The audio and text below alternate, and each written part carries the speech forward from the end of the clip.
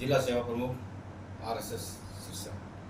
राष्ट्रीय स्वयंसेवक संघ की सेवा भारती एक इकाई है। राष्ट्रीय स्वयंसेवक संघ विभिन्न प्रकार के सेवा कार्य करता है, वो सेवा भारती के तहत ही होते हैं।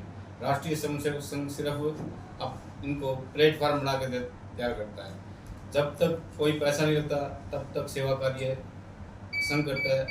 जब पैसे का काम आता है उस टाइम वो सेंटर को, उस केंद्र को सेवा भारती के जिम्मे कर देते हैं, क्योंकि सेवा संघ चंदा इकट्ठा नहीं करता और सेवा भारती अपना इधर उधर से दान लेके उनको चलाती है। सर, सबसे पहला अपना नाम अविनाश चंद्र, सेवा भारती उपाध्यक्ष हरियाणा प्रांत, कुरुक्षेत्र और करनाल, हरियाणा का सारा। सेवा भारती से ही विदित है जैसे कि सेवा का काम करना।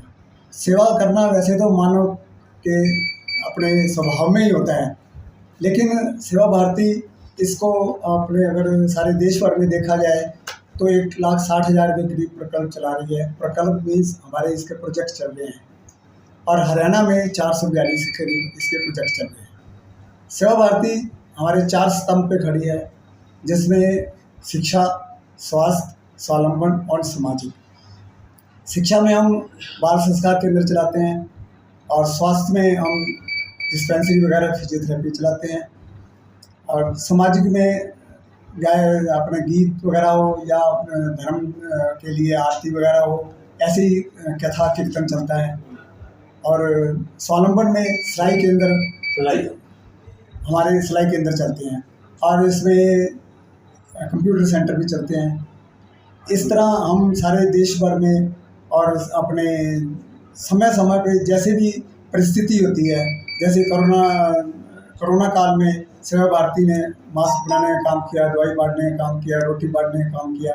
जहाँ भी सेवा की जरूरत पड़ती है वहाँ सेवा भारती वाले तैयार होते हैं। उन बस्तियों में हमारा स्टेटस ऑफ वर्क कहाँ होता है, जिन बस्तियों में दीन गरीब, अपने अभाव गरीब और मानव बच्चे रहते हैं, जो जिनके माँ बाप उनको स्कूल नहीं भेजते हैं, सेवा भारती के कार्यकर्ता उनके पास जाते हैं, उनके माँ बाप को मनाते हैं, उनको स्कूल भेजने का काम करते हैं, या वहीं बैठकर उनकी एक बाल संस्कार केंद्र 3री, 4ठी, 5वीं या ट्यूशन सेंटर 6ठी, 7वीं का, वहाँ उनको ट्यूशन का काम करते हैं। इस तरह सेवा के जो वो बच्चे हैं इधर उधर गलियों में ना फिरते हुए हमारे आम जो समाज है उसके साथ वो मिलकर चलें। इसलिए सेवा भारती का हम जगह जगह पर जहाँ भी हमें मिलता है स्थान, समाज से पैसा इकट्ठा करके समाज के ऊपर लगाते हैं। हॉस्टल में हमारे ऐसे ही 2 सर्दी और गर्मियों में आत्मनिर्भर भारत के लिए लड़ियाँ बनाने का काम शुरू किया हुआ है। यहाँ सेवा भारती में आने का हार्दिक स्वागत है। सीबी कौशिक, जिला अध्यक्ष, सेवा भारती सिरसा।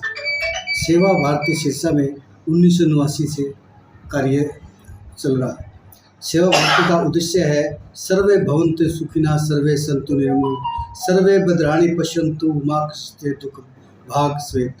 सेवा भारती का उद्देश्य है समाज के प्रत्येक अंग का समान विकास हो, सबको समान अवसर मिले, सभी सुखी हों और इस प्रकार के समर्थ, सशक्त, सबल, सफल और संपन्न सेवाभावी समाज के से परिपूर्ण होकर अपना राष्ट्र परम वैभवशाली बने, ऐसा सेवा भारती का उद्देश्य है। सेवा भारती शिक्षा, स्वावलंबन, सामाजिक और स्वास्थ्य क्षेत्र में काम करती है। सेवा भारती आज तक हजारों महिलाओं को प्रशिक्षण दे चुकी है तथा हजारों बालक बालिकाओं को संस्कार युक्त शिक्षा प्रदान कर चुकी है।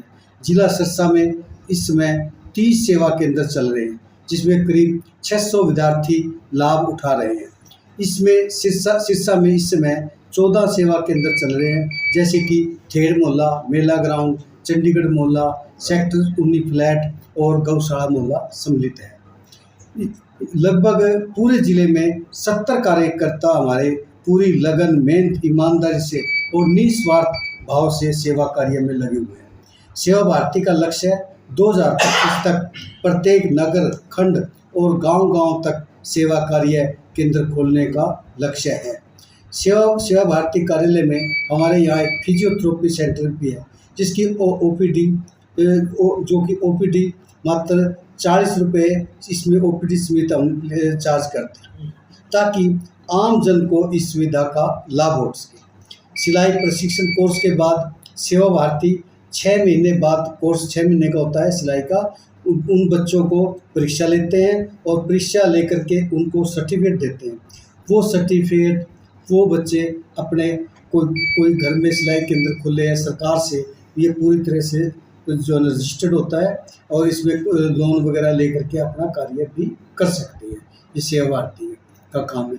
इधर से एक सेवा भारती के अंदर इसमें हमारा केंद्र है, सिलाई केंद्र चल रहा है, इसमें लगभग 20-22 लड़कियां प्रशिक्षण ले रही हैं। और ये जो है ना, जो केंद्र है, दोनों फिजियोथेरेपी सेंटर और सिलाई केंद्र माननीय मामीम प्रोफेसर गणेश लाल जो पूर्व राज्यपाल उड़ीसा हैं, ये उनके जो है ना, उन्होंने ये सारा खर्चा वो ले रही, यानी कि उन्होंने इसको अडॉप्ट किया हुआ है और उनके ही सहयोग से ये दोनों